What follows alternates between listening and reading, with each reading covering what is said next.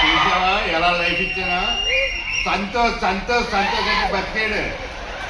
అదే నేను లేనప్పుడు గోదావరి సైడ్ చిన్నపిల్లలు రానికండి.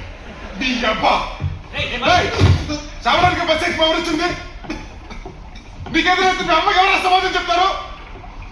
ప్రాణం పోయినంత పని తెలుసా? చిన్నప్పటి నుంచి నన్ను ఎప్పుడు కొట్టలేదు. ఏం జరిగిందో తెలుసుకోకుండా నీ నా కొడుకు వస్తున్నాను అనుకుంటా.